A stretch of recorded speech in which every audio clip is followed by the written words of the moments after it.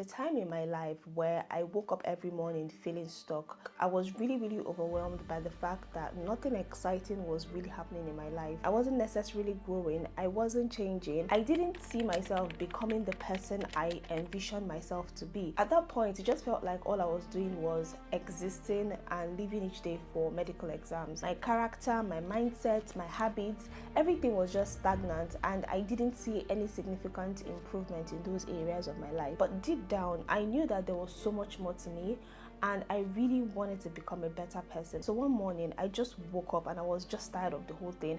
I think I was more afraid of the fact that if I continued in that trajectory, I would just wake up one morning and it has become too late for me to change, or I would just realize that my life has just become what I didn't intend it to be. It was that day I made a decision to embark on a personal development journey, and I told myself that beyond my academics, I wanted to develop in other areas of my life. I wanted to grow my character, my mindset, my habits, my spiritual life. Like, there was more to me than just waking up every morning and reading my books to pass exams. I was just tired of that lifestyle. And looking back now, from that point up until now, I can say that a lot has really changed about me.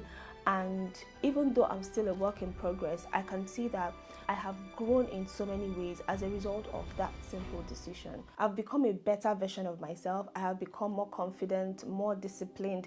I've grown in a lot of ways, especially regarding my character. I have better clarity on who I am and where I'm supposed to be headed. So if you're in a similar position where you're feeling stuck and feeling like genuinely you want to become a better version of yourself this year, I want to tell you that it is possible. And in this video, I'm going to show you a few practical things I did to ensure that I achieved consistent growth. You need to identify your areas of deficiency. One of the major hindrances to personal growth is not knowing what areas you need to grow in. Just to make it clearer to you, in identifying what areas you need to work on, you need to look at these major areas. One, your physical health, and this includes your feeding habits, your outlook, your dress sense. You need to also think about your spiritual health. Are you becoming more and more like Christ? Are you seeing yourself constantly dropping old habits and exhibiting the fruits of the Spirit? You need to think about your mental and emotional well-being, which includes your ability to set boundaries, your ability to face life's challenges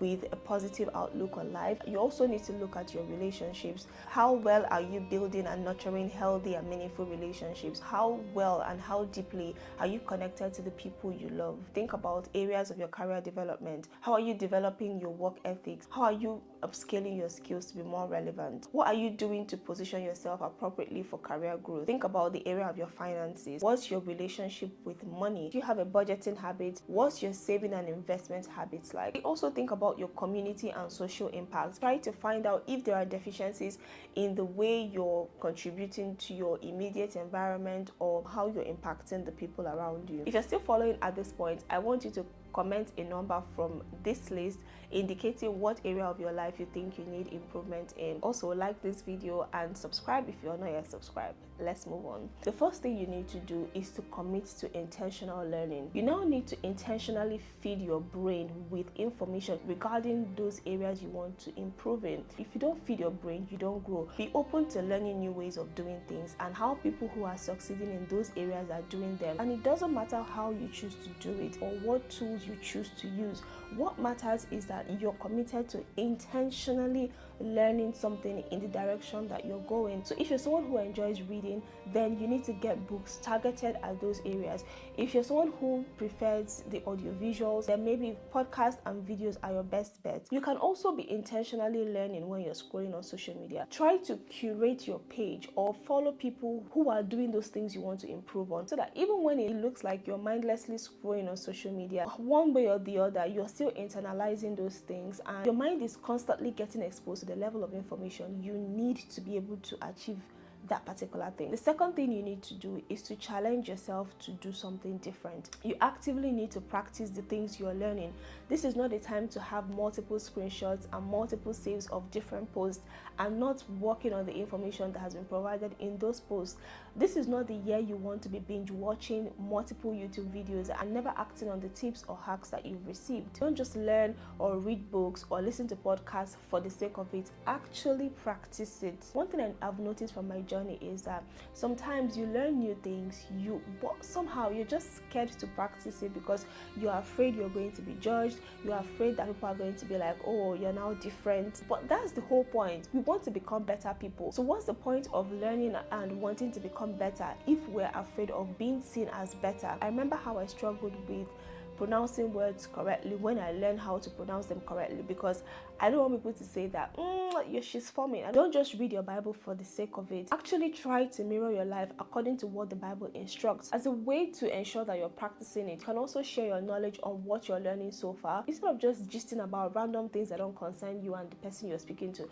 Talk about the things you're learning to the person, and while you're doing that, you're consolidating that information and helping yourself internalize it even more. Have it in mind that on the journey to becoming a better version of yourself, you would need to do things you're naturally uncomfortable with. It is not supposed to be sweet, it is not supposed to be convenient per se, and you need to be ready to be inconvenienced. The third thing is to surround yourself with people who will help you grow in that specific area. This might include recruiting your friends into the journey, and in some instances you might need to acquire new friends. I've spoken about this before in one of my previous videos. I think it was in my video about my unpopular opinions about friendship, where I said that some friendships can be transactional, and that's okay.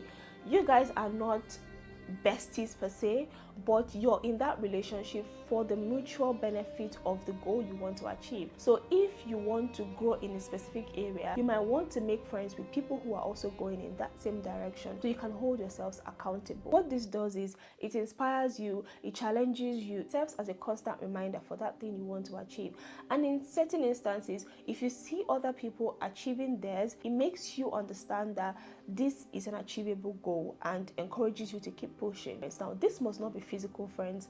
Thankfully, we have the gift of social media. So, like I said before, you might need to curate your social media to include virtual friends who are doing the same things you want to do. The next thing you want to do, which is something that a lot of people don't do, is to track these habits. I've just realized that when I'm not tracking something, it's so easy for me to lose focus, and all of a sudden, after many months, I just realized that, oh, I even said I was going to do this thing, but I've not been doing it. It's not just habits like calorie counting, sleep, and maybe drinking water that needs to be tracked. You can say, this week I want to be the first to say hello to 2 strangers, and track it and put it in your tracker that you want to track how many people you've said hello to. If you're committed to becoming better in a particular area, and you realize that something or things you need to do to become better are things that don't come naturally to you, or you're going to forget, then I highly suggest you track them in one way or the other. Part of tracking could also be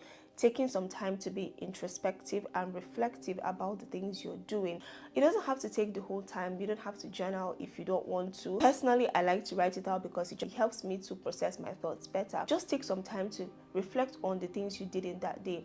Think about what you did right and what you did wrong. Think about your mistakes and what you could have done better. Don't make this a trap for you to fall into overthinking and becoming too self-critical. This is more about being analytical and trying to figure out what is working and what is not, and what barriers you have to achieving those things. If you're not doing this, you just realize that every single day you're doing everything else but the things you actually need to do to get better. So let me know in the comment section, which area of your life do you want to improve to become a better version of yourself? If you enjoyed this video, I recommend you watch this video where I spoke about how to be a friendly person. Join me next time on this channel. Let's grow into a better version of ourselves, one video at a time. Bye.